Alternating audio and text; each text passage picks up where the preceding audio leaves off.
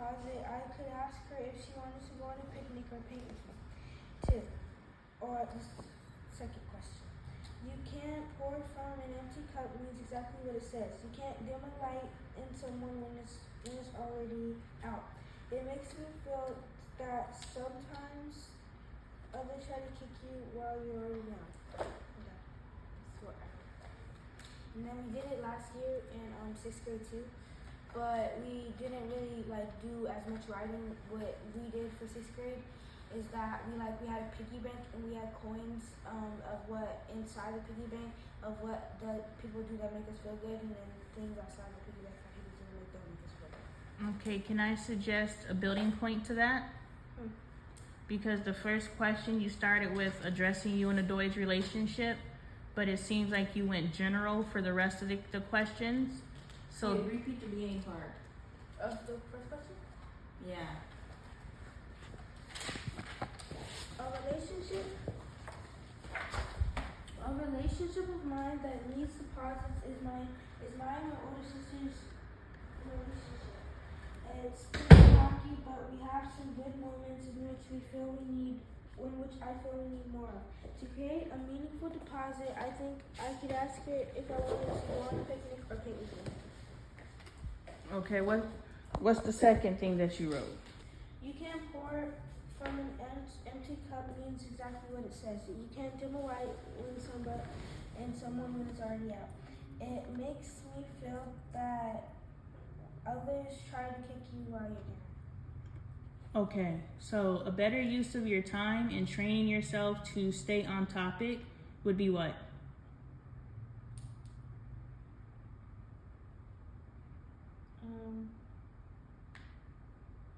What was the first topic point? What was the first thing you talked about in the first question when you answered it? A relationship with mine that needs deposits.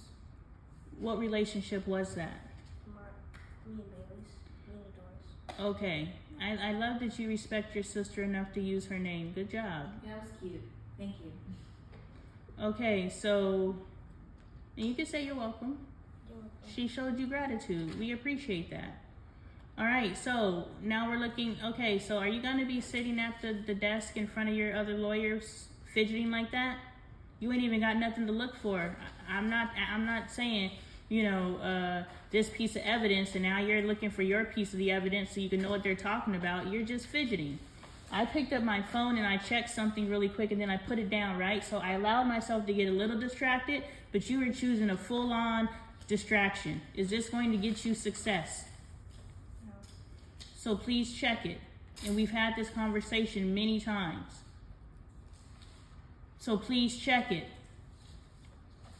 I'm giving you information. This conversation is not beneficial to me. This conversation is beneficial to you. So if you have 0 to 10% of your attention. If you had 0 to 10% of your attention to give me, how much of your attention do you think a message for you should deserve? 10. Are you giving me 10%? No.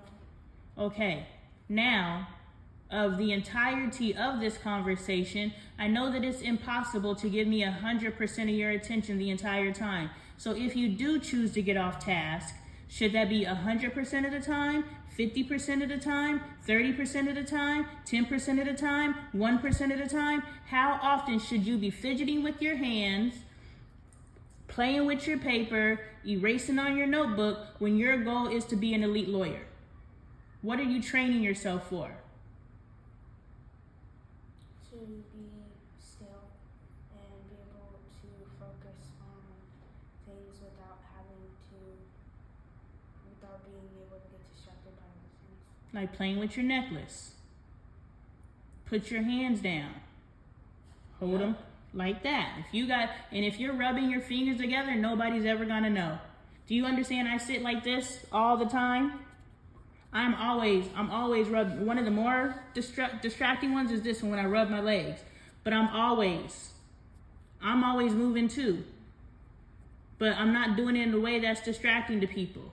And I understand that this is satisfying my need to fidget. Instead of this, This is doing it for me, and I'm not bothering nobody. That necklace is going to be a problem when you're sitting in front of a judge. A judge is going to tell you, and now the judge has a bias against you because you're fidgeting with your necklace. All right? We get it? So I'm going to give you some help for you so that you're not wasting your time in class, because right now you're just spinning your wheels and you're teaching yourself how to write really good sentences. But you want to blow a mind? Tell a story, which means you start at number 1 with the doy. So number 2 should focus on what? The world or still solving this problem? Still solving the problem. Tell a story. Go off. But that wasn't what the question was about. Let me show you what the question's about, because this is what a brilliant mind does. Read the question.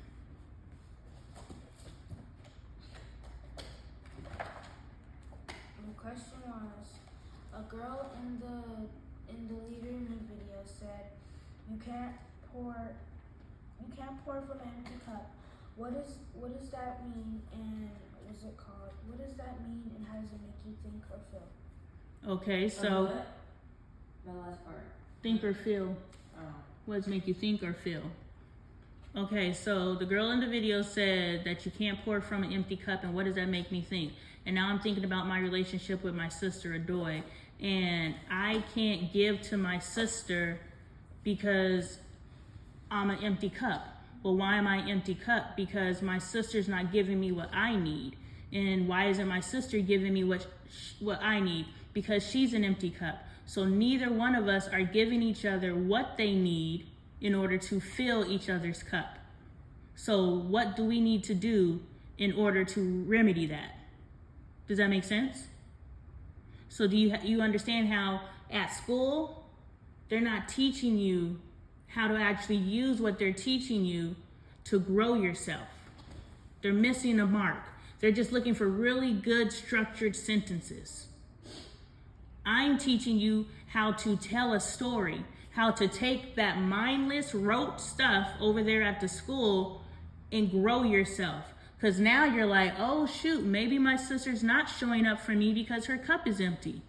Hey Adoy, is your cup empty?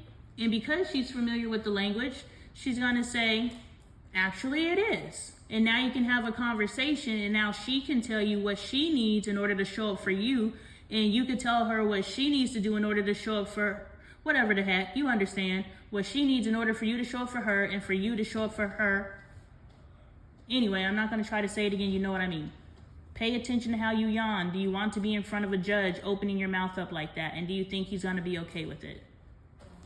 This is how you're creating biases, because at the end of the day, until AI takes over our courtrooms, you are sitting in front of a human, and a human will take every opportunity to hold a bias against you.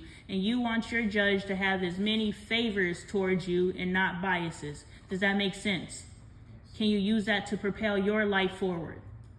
Okay, so I'm not just telling you nonsense. I'm telling you something to help you be better, to be what you said you desire to be in life. And at this point, you are determining of your 100% potential to be on task and show me that you're focused. How much of that are you going to spend distracted? You are full on writing something while I'm talking. You are not Adoy. You have not graduated to the point where you can write while I'm talking, because you don't value what I'm saying yet. Adoy values what I say.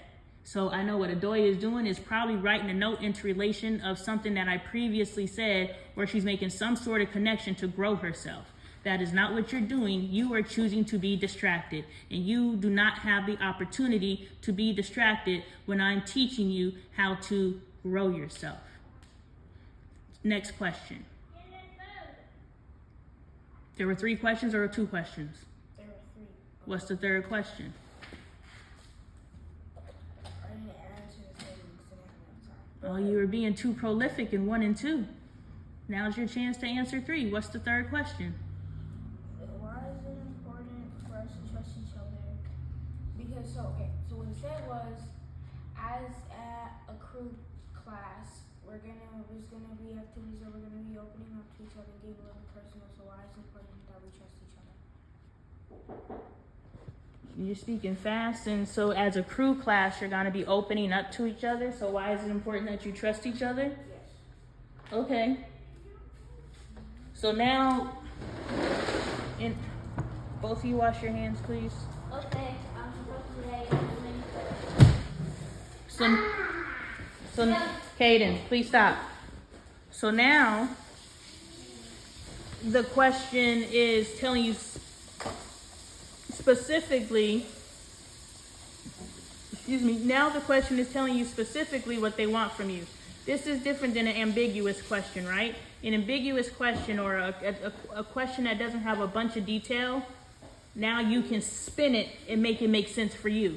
Make it have meaning for you. Would you rather just answer a question, or would you make it have meaning for you so you could get smarter? You get better. You can improve your relationship with your sister. Hey, Adoy, look at what I worked on today. And now you guys can have a conversation. And you can actually, you need to work on your relationship. And now you have a tool. Does that make sense? And now you can come home and say, hey, let's talk about these feelings of the cups. You were excited to share it with us. Be excited to teach us it, and you teaches it by application, right? This is why you don't know what none of this means, because they're not teaching you application in a way that makes sense to you in your practical life.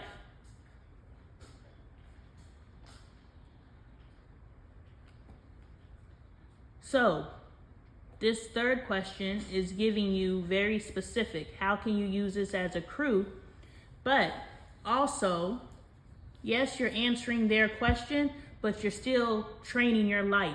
So you can figure out how to do that brilliantly. But internally, just because they don't want it on the piece of paper, does that mean that we're not going to use it? So can't you take that question and say, hey, why is it important to trust my sister? Why is it important for her to trust me? I want to be able to talk to her and get wisdom from her. So that means I have to be authentic with her and tell her things, and I have to be able to trust her. How can I create that space? Thank you for covering your mouth. How can you create that space? Why is trust important between you and your sister?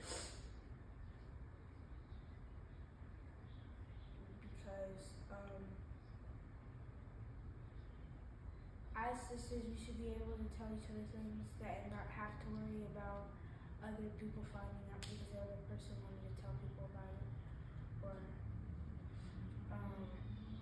or wanted to manipulate them with it. Okay, can you speak up more? Why would you tell your sister things? What's the purpose of you telling her things? So we could get to know each other more. Okay. Is that a benefit or is that a takeaway? Both? Oh, sorry. Getting to know each other, is that a benefit or a takeaway? A benefit. Benefiting. Is it a benefit because I'm your sister, or is it a benefit because you want someone to talk to? Because you're my sister. Okay. So I feel like going into other relationships should always weigh if it's a benefit or if it's you basically wasting your time. Because essentially what you're saying is having trust within your relationship will give you someone to confide in. But in theory, if we confided in each other, you wouldn't be telling your friends your secrets and stuff. And I feel like your judgment would increase. Judgment as far as, not the bad judgment, but the judgment of like how you're able to reflect on situations. There you go. So potentially the difference between a conversation with your sister, not everybody's sister, but your sister in specific, we could address everyone later, but your sister specifically, do you understand that she's a wise individual? You understand that she knows some stuff? Is that something that you know, or you think she's regular? She knows some stuff. The benefit of working with your sister is you have access to the stuff that she knows. And do you think that she's going to disclose that to you if she has difficulty talking to you? No.